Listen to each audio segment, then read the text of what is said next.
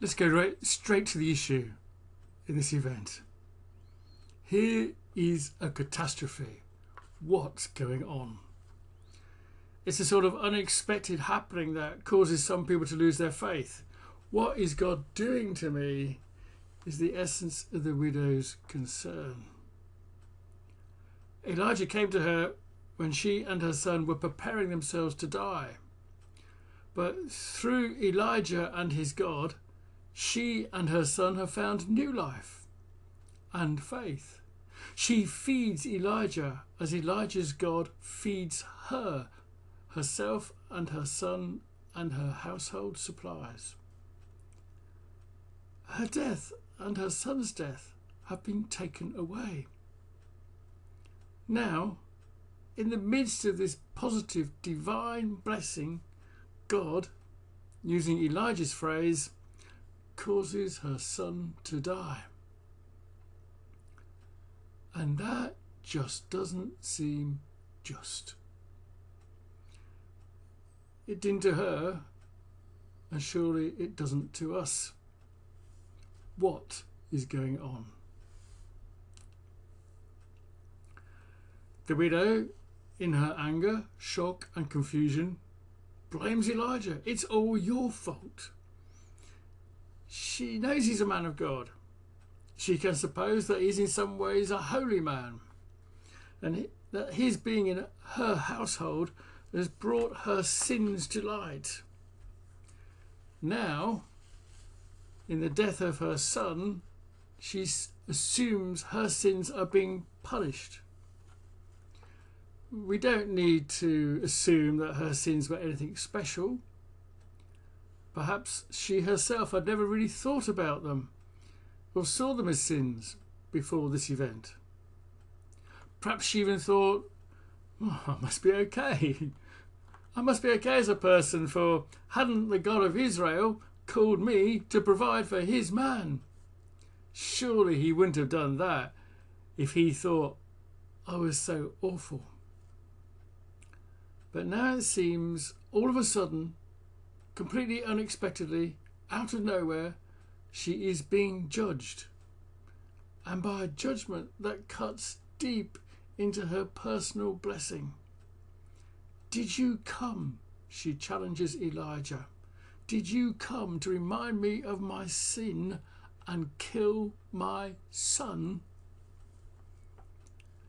Elijah is equally puzzled.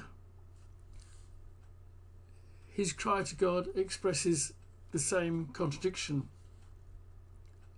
O Lord my God, have you brought tragedy also upon this widow I'm staying with, by causing her son to die?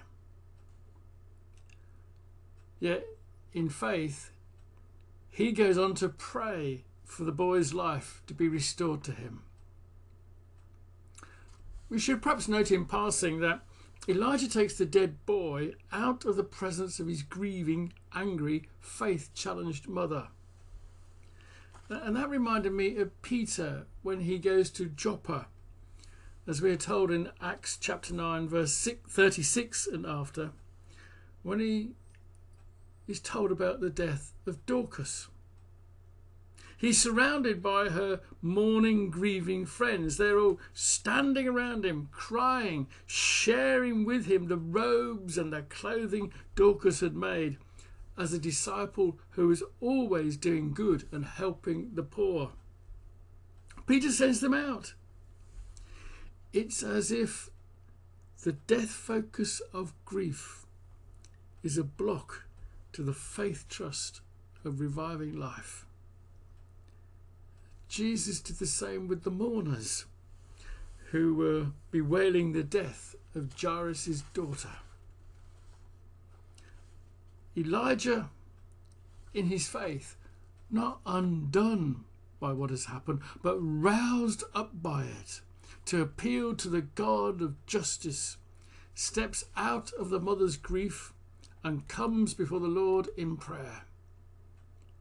He points out to God the contradiction between commanding the widow to help him and then causing her son to die.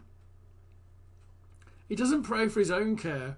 Oh, what's going to happen to me, Lord, when this... Have you got somebody else lined up? Because she'd better chuck me out of home if her son doesn't get better.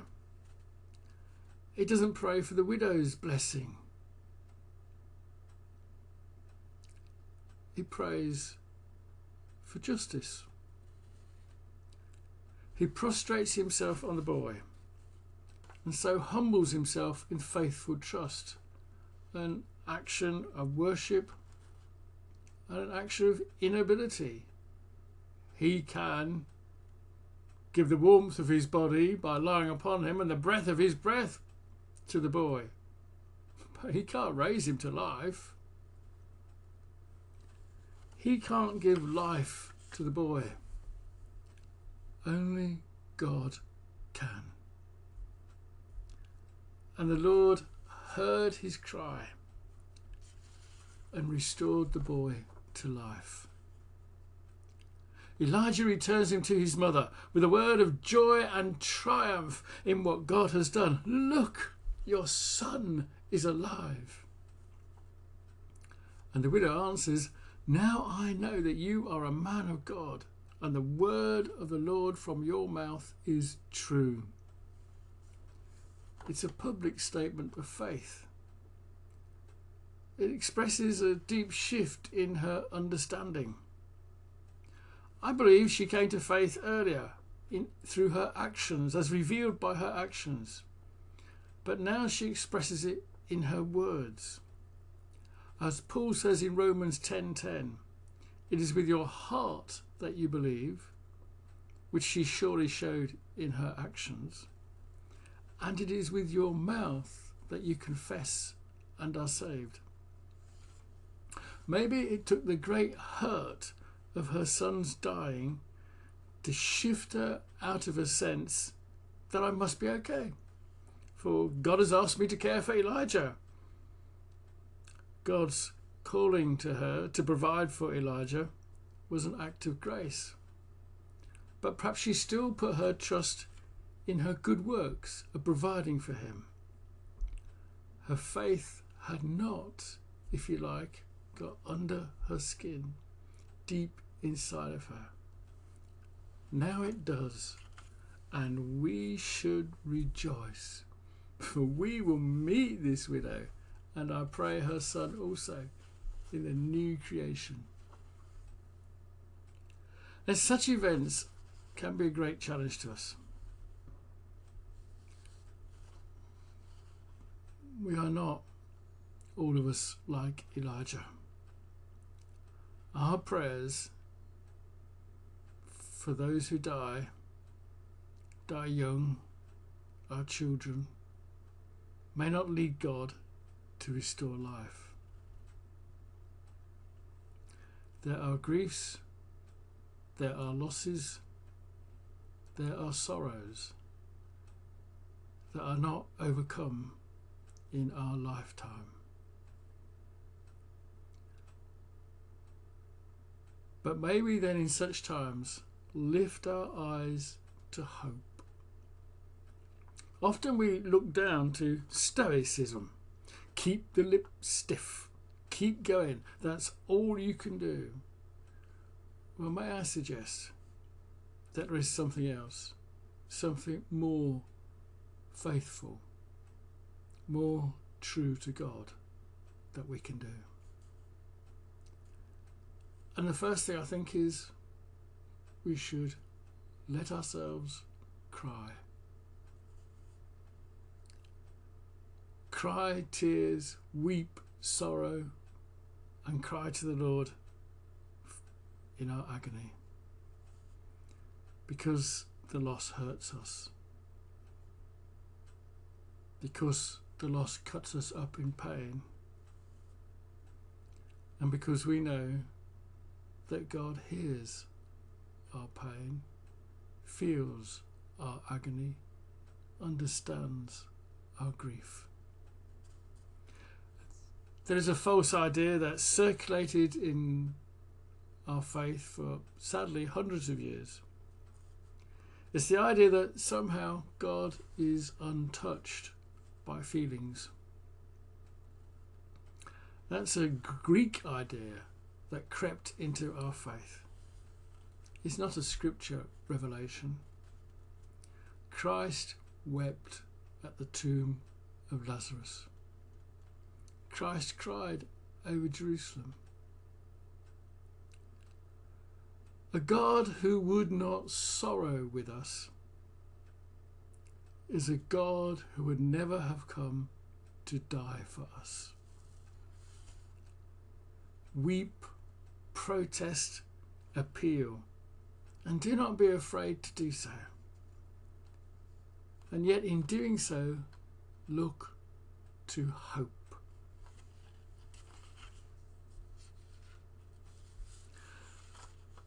The hope that is shown in the beaten nails of the cross. The hope that says, this is not how it is meant to be. And this is not how it will be. God is making all things right. Your injustice will be healed. Your peace, your joy will be fully restored to you in manifold blessing. See, hope sustains us. Hope inspires us. And perhaps in your suffering, there is an arm of empathy, a service of love, a gift of grace that you can offer to others and comfort them as you yourself have been comforted. And sometimes it takes a great trouble to anchor us more deeply in Jesus. The storm of suffering shocks us out of a superficial, I'm saved, I'm okay. Of course, as we noted at the beginning, for some it will have the contrary effect. They will turn away from God. Oh, like the elder brother in the story of the prodigal. All these years I served you, all these years I did this stuff for you, and look how you... Oh, no, I'm not going in with you anymore. But by God's grace, the storm of our suffering will blow us over into a deepening dependence on God, a move into discipleship, that being with God, that going with God, that living with God. So we can say, I am okay because God and I, we share home together. He will not desert me, and I will not desert him. He is with me. And despite all that's happened to me, I will myself to be with him. We don't know what became of the widow and her son.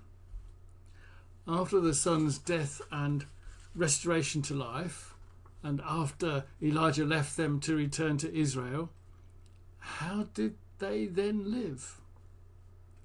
Did they change their lives to continue to live in and enjoy the blessing of the God of Elijah?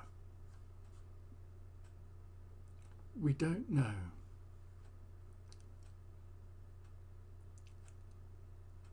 But the present lockdown, if it's not stretching application too far, has brought us face to face with a death. The death of church as we have known it. The death of our traditional routines, our weekly activities, our building-centred togetherness. When the Lord lifts the lockdown and we are restored to life together, will we see our church way in a new way? Or will we want to go into the future hugging to ourselves the ways of yesterday?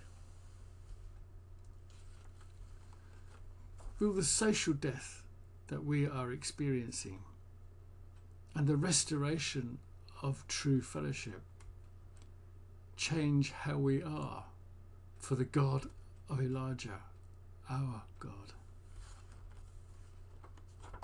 Now, I guess you may actually have been reflecting on such things, perhaps with a mixture of emotions, like all grieving. There can be within it both some relief as well as sorrow. Perhaps it would benefit us all if we were able to find a way of sharing our sense of what God has been saying to us in this time of separation. Our sense maybe of his plans for us. Our sense of how he might have been bringing good to us out of these difficult times. Things that we might be able to build on for his kingdom future. Things that actually he might be saying to us, you know, some of these things you've held on to are so precious. Well, you need to let go of them. Or you need to do them in an entirely different way. For perhaps they were not living up to what I was asking you to do or to be. See, in God's presence, in his care for us, in his purposes for us, in these things is his shelter. In these things is our being.